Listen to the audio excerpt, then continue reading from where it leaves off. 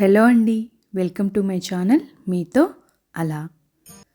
ప్రతిరోజులాగే ఈరోజు కూడా చాలా అందంగా మొదలైందండి. ఈ సీజన్లో మార్నింగ్స్ అయితే చాలా బాగుంటాయి. మన మొక్కల్లో కాచిన పువ్వులన్నింటినీ ఇలా దేవుడికి అలంకరించి చక్కగా పూజ చేసుకున్నానండి. ఈరోజు సాయంత్రం అయితే హైదరాబాద్ వెళ్తున్నానండి. నేను పాప ఇద్దరం వెళ్తున్నామన్నమాట. సో ఈరోజు ప్రయాణం సాఫీగా జరగాలని దేవుణ్ణి చక్కగా ప్రార్థించుకున్నాను.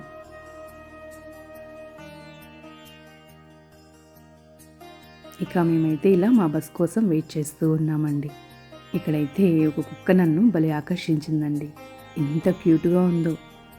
అలా కుక్క పిల్లని చూస్తూ మేము టైంపాస్ చేస్తూ ఉన్నామండి. ఇక ఇంతలోనే మా బస్ అయితే వచ్చేసింది. మేమైతే స్లీపర్ బుక్ చేసుకున్నామండి. మాకు హైదరాబాద్ అనేది 7 to 8 hours పడుతుందన్నమాట జర్నీ. ఇక నేను కూడా ఫస్ట్ టైం ఇలా స్లీపర్లో వెళ్తున్నానండి. సో ఇదైతే చాలా బాగా నచ్చింది నాకు. ఇలా చందమామను చూస్తూ చక్కగా ప్రయాణం అయితే సాగిందండి. ఇది గువ్వల చెరువు ఘాట్ అండి. అంటే గువ్వల చెరువు పాలకోవా అందరికీ తెలిసే ఉంటుంది కదండి, అది ఇక్కడి నుంచి వస్తుందన్నమాట. సో ఇక్కడ మొత్తం రోడ్డు పైన మొత్తం పాలకోవా స్టాల్స్ అన్నీ ఉంటాయన్నమాట. ఈ ఘాట్ దాటగానే మనకు కడప వస్తుంది. సో ఇక్కడ బ్రేక్ టైం ఆపారండి. సో ఇక్కడ మేము కూడా స్నాక్స్ అయితే తీసేసుకున్నాం. ఇక ఇలా ఇవి తిని చక్కగా మేమైతే నిద్రపోయామండి. కడప దాటగానే పాప నేను ఇద్దరం చక్కగా నిద్రపోయామన్నమాట. ఇక ఉదయం 5 to 5:30 మెలకు వచ్చిందండి. అప్పటికే మేము హైదరాబాద్ రీచ్ అయిపోయాం. మేము దిగాల్సిన స్టాప్కి అయితే ఇంకా 1 hour పడుతుందండి. ఇక మేమైతే లేచి అన్నీ సర్దుకొని కూర్చొని ఉన్నాం. సో ఇక మా స్టాప్ అయితే లక్టీ కప్పులండి. ఇక్కడికి వచ్చేసి దిగేసాం. ఇక ఇక్కడే మా వారు అయితే వెయిట్ చేస్తూ ఉన్నారు. సో ఇక మేమైతే రూమ్కి వెళ్ళి ఫ్రెష్ అప్ అయిపోయి టెంపుల్కి వెళ్దామని ఇలా బ్రేక్ఫాస్ట్ కోసం వచ్చామండి. మేమున్న హోటల్ పక్కనే ఇలా రెస్టారెంట్ ఉంది. సో ఇక్కడికైతే వచ్చాం. ఇదైతే చాలా బాగుందండి. నాకైతే మెయిన్ నీట్నెస్ అయితే చాలా బాగా నచ్చింది. చాలా హైజీనిక్గా అనిపించింది. ఇలా మనం బయటకు వెళ్ళినప్పుడు మనం ముందుగా కంగారు పడేది ఫుడ్ గురించే అండి. నాకైతే మెయిన్ ఫుడ్ గురించే ఉంటుందన్నమాట. సో ప్లేస్ అనేది నీట్గా ఉండి ఫుడ్ టేస్టీగా ఉంటే చాలు అని అనుకుంటూ ఉంటాను. ఇక మేమైతే ఇలా బ్రేక్ఫాస్ట్ని కంప్లీట్ చేసి మా కార్ కోసం అయితే వెయిట్ చేస్తూ ఉన్నామండి. ఈరోజైతే యాదగిరిగుట్ట, స్వర్ణగిరి టెంపుల్ రెండింటిని మీకు చూపిస్తానండి. నేనైతే ఫస్ట్ టైం వెళ్తున్నాను అన్నమాట. సో నాతో పాటు మీరు కూడా ఒక్కసారి స్వామిని దర్శించుకోండి.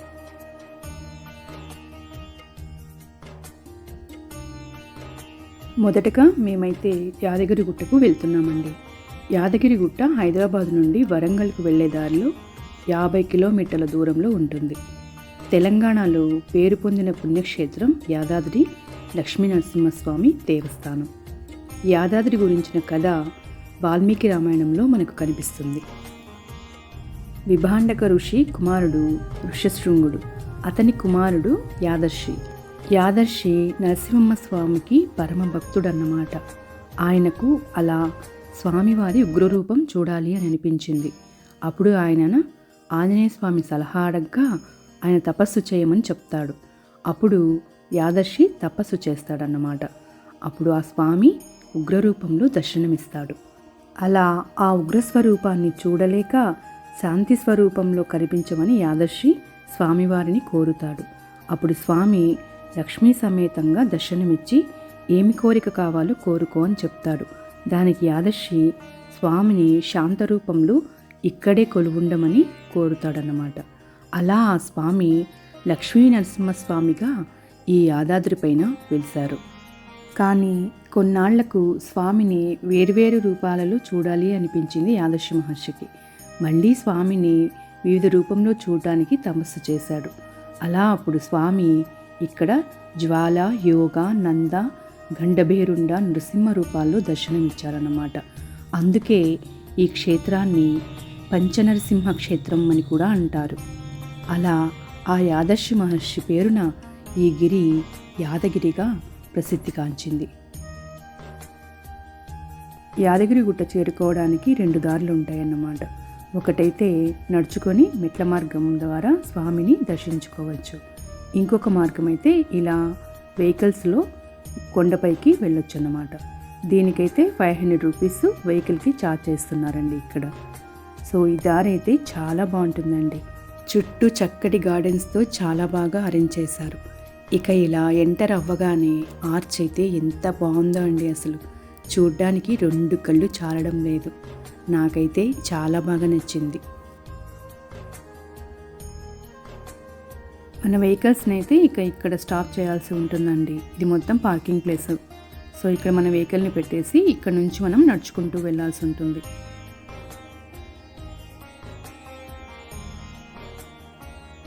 ఇక్కడే ఒక క్యూ కాంప్లెక్స్ అనేది ఉంటుందండి. ఇక్కడ నుంచి మనం స్టార్ట్ అయ్యామంటే మన మొబైల్స్ అన్నింటినీ ఇక్కడే ఇవ్వాల్సి ఉంటుంది. సో మేమైతే ఇంకొక రూట్ నుంచి పైకి వెళ్తున్నాం అన్నమాట. ఇక ఇలా అటు నుంచి రైట్ సైడ్ రాగానే ఇలా ఉంటుందండి. సో ఇక్కడ నుంచి మనం చక్కగా నడుచుకుంటూ పైకి వెళ్ళొచ్చు. టెంపుల్ టైమింగ్స్ అయితే ఉదయం 7 గంటల నుంచి రాత్రి 9 గంటల వరకు దర్శనానికి అయితే అలౌ చేస్తారండి. ఆ టైంలో మనం స్వామివారి దర్శనం అయితే చేసుకోవచ్చు. అలానే ఉదయం 11 గంటల నుంచి 2 గంటల వరకు దర్శనం అయితే క్లోజ్ చేస్తారండి. అప్పుడు స్వామివారికి నైవేద్య సేవ జరుగుతుంది. ఆ 2 అవర్స్ మనం క్యూలోనే ఉండాల్సి ఉంటుందండి. కనుక మనం 11 బిలో కానీ 2 ఆఫ్టర్ కానీ స్వామివారి దర్శనం చేసుకోవడం చాలా మంచిది. ఈ దారి మొత్తం స్టెప్స్ ఉండవండి, ఇలా స్లైడ్గా ఉంటుందన్నమాట. సో ఎక్కడానికి కాస్త ఇబ్బందిగానే ఉంటుంది. మనం ఇలా చూస్తూ ఎక్కామనుకోండి, మనకు అలసట అనేది అస్సలు ఉండదు. అలా చూస్తూనే టెంపుల్ దగ్గరికి అయితే వచ్చేసామండి. అసలు గుడి అయితే ఎంత బాగుందో అండి. నేను అలా చూస్తూ అక్కడే ఉండిపోయాను. ఇక మేమైతే దర్శనానికి స్టార్ట్ అయ్యాం. గుడిలోకి మొబైల్ అయితే అలౌ లేదండి. దానిని ఇక్కడే మనం డిపాజిట్ చేయాల్సి ఉంటుంది.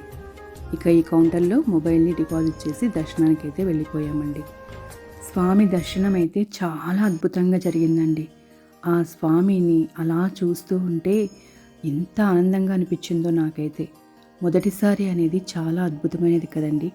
ఆ స్వామిని నేను మొదటిసారి అలా దర్శనం చేసుకోగానే నాకైతే ఎంతో ఆనందంగా అనిపించిందండి. అసలు లోపల ఎంత అద్భుతంగా ఉందంటే అది ఇంకో లోకానికి వెళ్ళినంత ఫీలింగ్ వచ్చిందండి నాకైతే. ప్రతి ఒక్కరూ ఖచ్చితంగా ఒక్కసారైనా యాదాద్రిని దర్శించండి. ఇది మీ జీవితంలో మర్చిపోలేని అనుభూతిగా ఖచ్చితంగా మిగులుతుందండి. అంత అద్భుతంగా ఉందండి గుడి అయితే.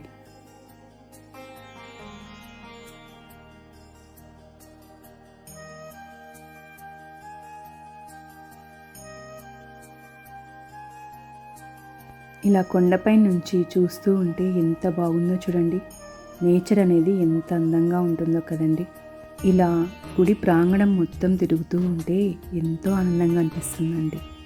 అసలు గుడికి వెళ్ళగానే మనకు పాజిటివ్ ఎనర్జీ అనేది వచ్చేస్తూ ఉంటుంది.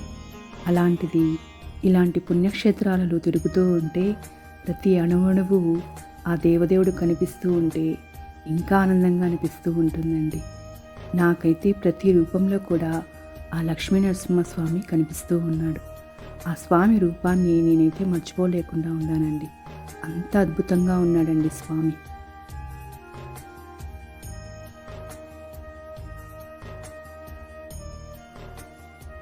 అలా నడుచుకుంటూ వస్తూ ఉంటే ఇక్కడ మనకు ఉత్తర ద్వారం అనేది కనిపిస్తుందండి. ఇదైతే వైకుంఠ ఏకాదశికి ఓపెన్ చేస్తారు. సో ఇక్కడి నుంచి మనం స్వామివారిని దర్శించుకోవచ్చు.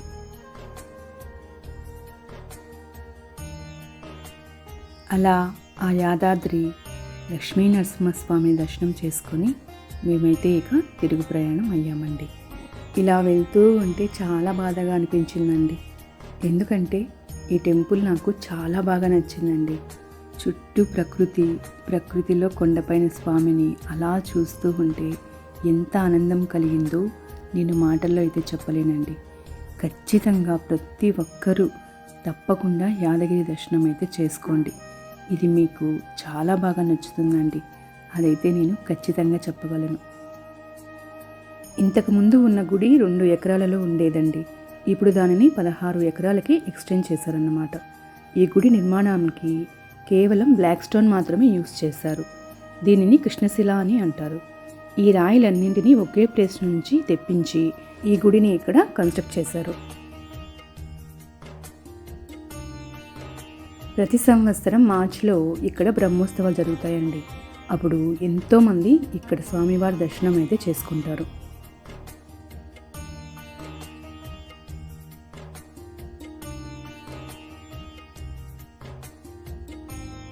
అలా స్వామిని చూస్తూ మళ్ళీ నీ దర్శన భాగ్యం నాకు కల్పించు తండ్రి అని మనస్ఫూర్తిగా కోరుకొని ఇక్కడి నుంచి మేము స్వర్ణగిరికి అయితే బయలుదేరామండి.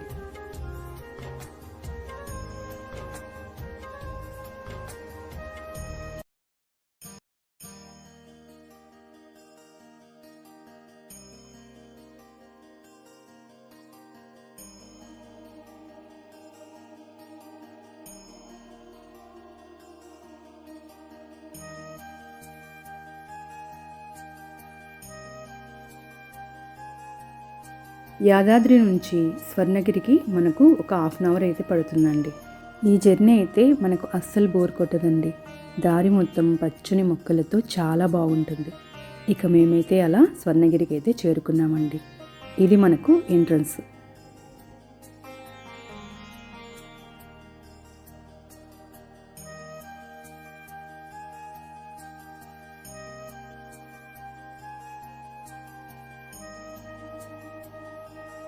ఇలా స్టార్టింగ్లోనే బ్రహ్మరథం ఉంటుందండి. ఇక మనకు ఇలా స్టెప్స్ ఉంటాయన్నమాట. ఈ స్టెప్స్ ఎక్కి మనం పైకి వెళ్ళాల్సి ఉంటుంది. ఇక్కడ స్టార్టింగే స్వామివారి పాదాలను అయితే ఎంత బాగా ఏర్పాటు చేశారో అండి. అలా స్వామివారి పాదాలని పట్టుకోగానే ఎంతో ఆనందం కలుగుతుందండి. ఇక ఈ ఆలయం గురించి తెలుసుకోవాలంటే ఈ ఆలయాన్ని మన్నేపల్లి రామారావు గారి కుమారుడు నిర్మించారు. ఈ ఆలయ నిర్మాణానికి దాదాపు 7 సంవత్సరాల సమయం పట్టిందంటండి.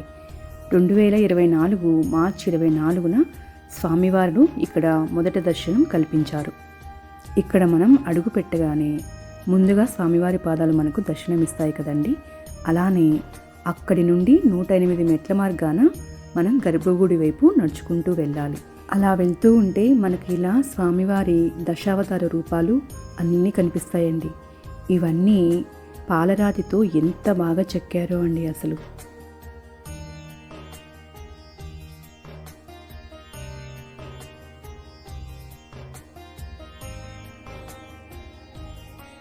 స్వామివారి ప్రతి ఒక్క రూపానికి ఇలా మండపాలను ఏర్పాటు చేసి ఇలా స్వామిని మనకు కళ్ళకు కట్టినట్టు చూపించడం ఒక అద్భుతంగా అనిపించిందండి. ప్రతి ఒక్క విగ్రహం కూడా ఎంతో కళతో ఉందండి. నాకైతే చాలా బాగా నచ్చింది. ఇక అలా చూసుకుంటూ పైకైతే చేరుకున్నామండి.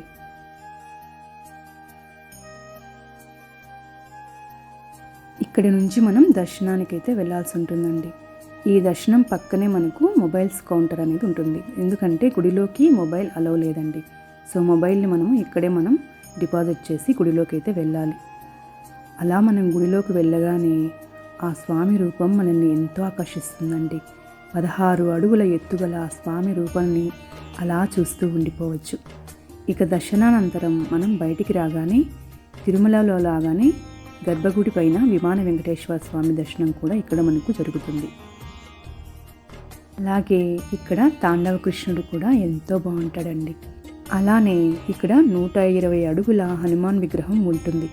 ఈ భంగిమలో మనకు హనుమాన్ ఎక్కడ కనిపించడండి. అలా హనుమాన్ దర్శనం చేసుకొని ముందుకు సాగగానే ఇలా స్టెప్స్ అయితే ఉంటాయి.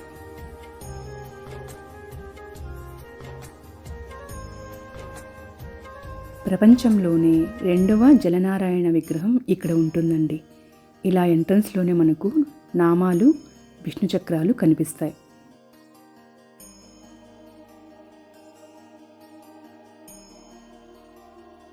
ఇలా మనం స్వామివారిని దర్శించుకోవడానికి లోపలికి వెళ్ళాల్సి ఉంటుందండి. ఆ ఎంట్రన్స్ చూస్తూనే ఎంతో ఆనందం కలుగుతూ ఉంటుందండి.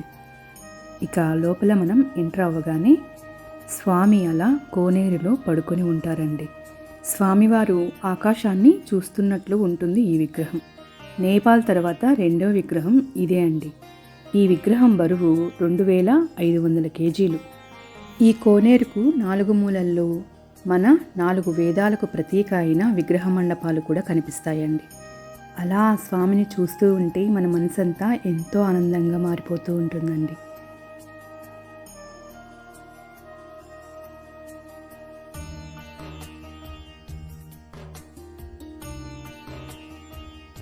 ఇలా గుడి మొత్తం తిరుగుతూ స్వామిని దర్శనం చేసుకొని ఇక మేమైతే బయలుదేరామండి. ఇలా మనం స్వామి దగ్గర నుంచి బయటికి రాగానే మనకి ఇలా డౌన్ స్టెప్స్ ఉంటాయన్నమాట. ఇక్కడే టెంకాయలు అలాంటివి మనం స్వామివారికి సమర్పించవచ్చు.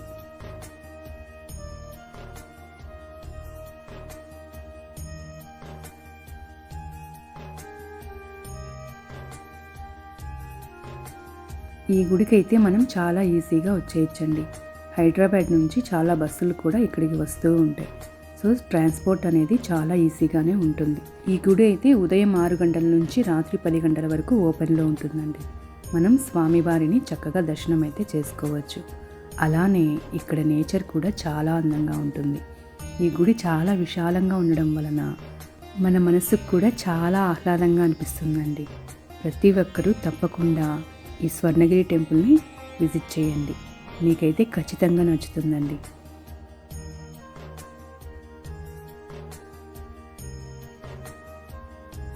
మేమైతే ఉదయం బయలుదేరామండి.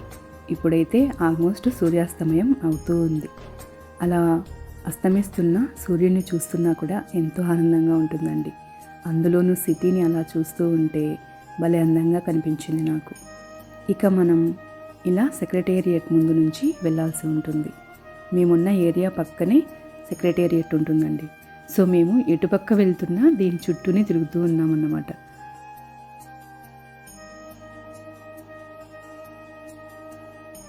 ఇలా ఈరోజైతే చాలా ఆనందంగా గడిచిందండి. ఇదండి ఈరోజు వీడియో. ఈ వీడియో మీకు నచ్చిందని అనుకుంటున్నాను. ఈ వీడియో మీకు నచ్చినట్లయితే తప్పకుండా లైక్ చేయండి. నా ఛానల్ని సబ్స్క్రైబ్ చేసి నాకు సపోర్ట్ చేయండి. Thank you for watching.